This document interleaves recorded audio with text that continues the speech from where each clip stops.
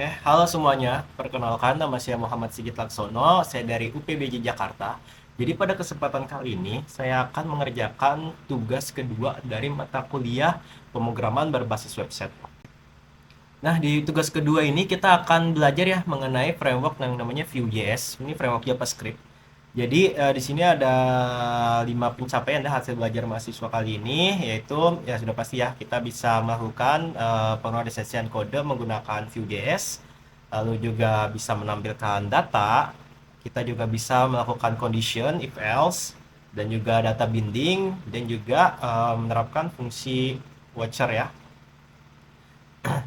Oke, di sini tugasnya kita akan membuat sebuah aplikasi ya, yang dimana aplikasi terkait bahan ajar juga ya, monitoring bahan ajar. Nah, di monitoring bahan ajar ada dua komponen halaman utama ya bisa dibilang ya, yaitu terkait manajemen stok dan juga terkait tracking pengiriman.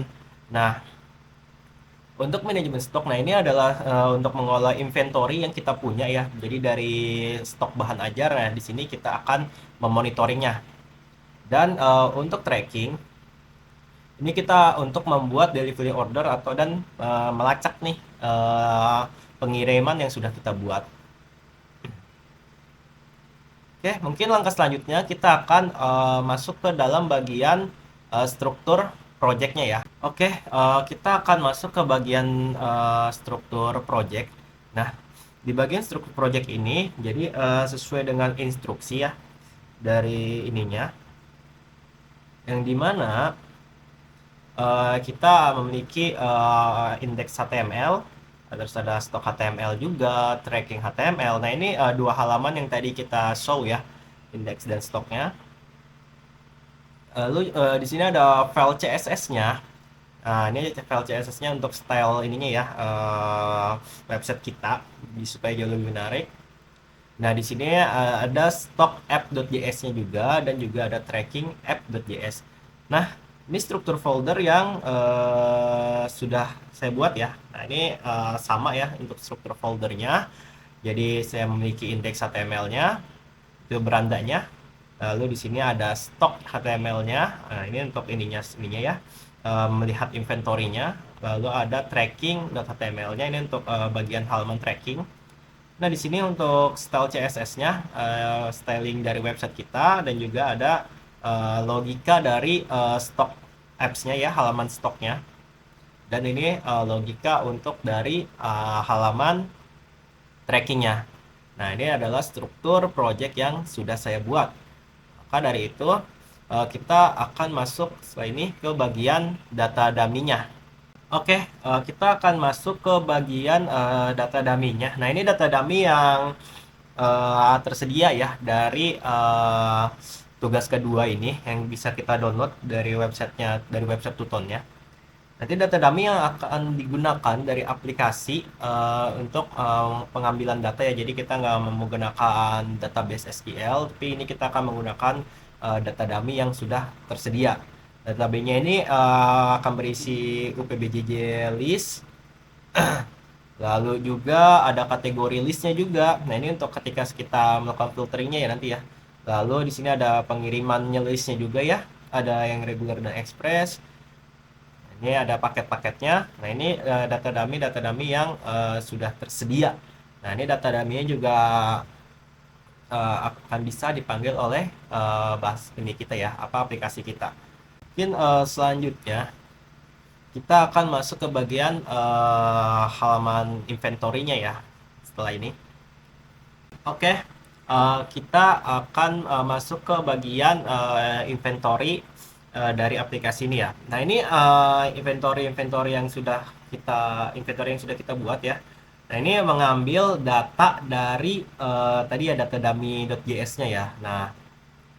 Nah, di sini ada data-datanya tadi ya, terkait judul, kategorinya, lalu dari data UPBJJ-nya kita ambil, dan nah di sini ada terkait status. Nah, ini statusnya ini merupakan penghitungan apa? Nah, ini statusnya ini jika si kuantitinya ini lebih dari quantity safety, itu maka statusnya akan aman.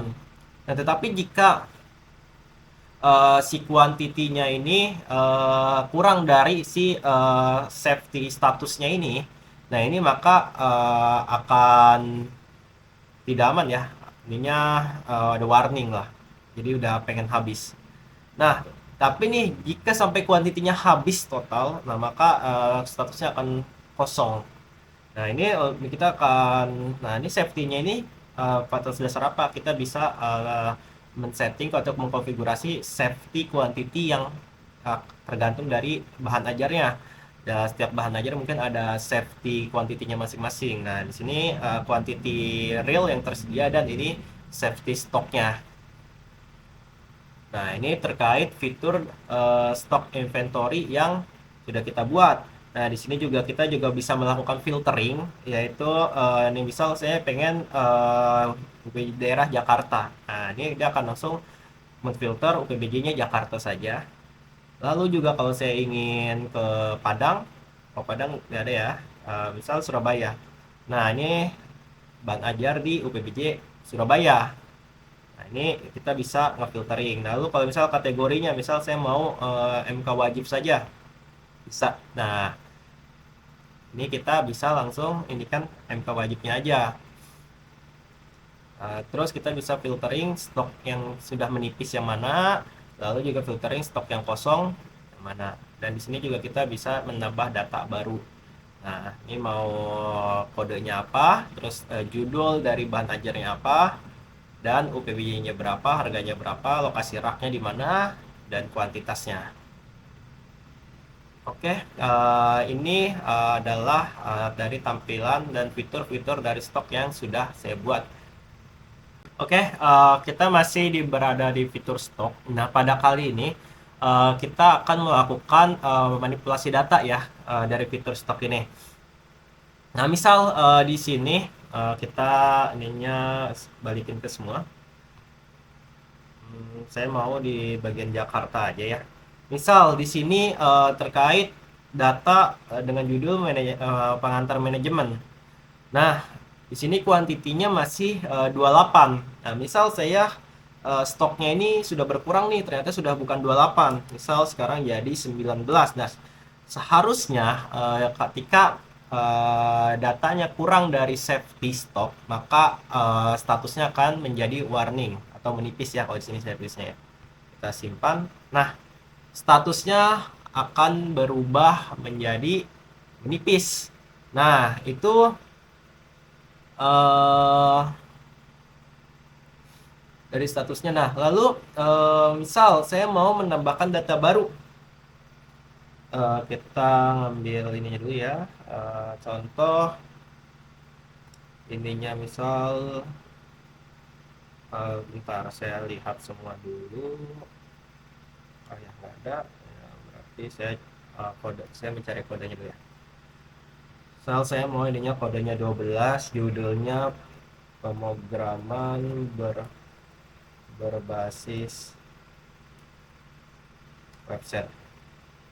Oke, kategorinya praktikum. Misal UPBJ-nya saya pilih Jakarta, lokasi reknya misal saya R1 aja. Harganya 50.000. Misal kuantitinya kita setting 30 dengan safety stocknya 20.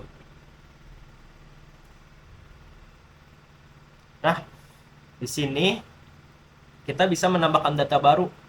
Ini dengan kodenya yang telah kita buat, kita menambahkan judul bahan ajarnya, lalu kategorinya apa, di UPBJ mana, dan di rak berapa, harganya berapa, dan di sini stok dan statusnya ya. Misal saya edit nih, ya ini misal sudah terjual jadi sisa setengahnya, seharusnya udah jadi warning ya. Nah, ini jadi warning atau menipis. Nah, ini terkait manipulasi data di fitur stoknya ya. Nah, terkait watcher. Nah, di watcher ini jadi salah satu requirement dari tugas ini ya, penggunaan watcher. Nah, jadi pada saat di halaman stok ketika saya merubah misal ngefilter UPJJ ya, saya pilih misal sekarang tadinya Jakarta lalu ininya MK wajib. Nah, ini masih ada ya. Nah, ketika saya rubah ke UPB Jejak Surabaya, nah yang kosongnya ini nih kembali kosong, dia langsung merubah otomatis ya dari ininya itu efek dari si watchernya ini. Jadi hanya melihat kategori-kategori yang sudah difilter. Nah, itu efek dari si watcher. Nah, maka di fitur tracking ini, di fitur stok ini, kita sudah menampilkan semua ya. Nanti selanjutnya kita akan masuk ke dalam fitur trackingnya. Oke, sekarang kita masuk ke bagian sistem trackingnya. Nah, jadi di sistem trackingnya kita sudah membuat untuk delivery ordernya. Ini kalau kita ingin membuat DO-nya ya, delivery order. Nah, di sini ada daftar delivery order nih. Kita bisa melihat ya paket-paket yang sudah kita buat delivery ordernya. Nah, misal ini dari data yang pertama ya, statusnya dalam perjalanan, dan kita juga bisa men-tracking nih ininya tuh sebenarnya paketnya sudah sampai di mana. Nah, ini adalah tampilan trackingnya. Ini user yang tadi saya buat ya, contoh ya. Oke, misal kita mau buat contoh lagi usernya. Uh, Sorry, mungkin ini saya cukup asal name-nya, ininya Sigit. Kita coba pilih ekspedisinya Guler, pilih paket IPA dasar. Oke, nah ketika kita buat delivery order, ini akan membuat sebuah nomor DO-nya ya. Oke, di sini kita juga bisa dapat membuat delivery ordernya gitu kan. Jadi nanti dari buku-bukunya itu akan terbuat nih gitu kan delivery ordernya. Nah, kurang lebih seperti itu ya di bagian uh, ini kita aplikasi kita. Kurang lebihnya mohon maaf. Wassalamualaikum warahmatullahi wabarakatuh.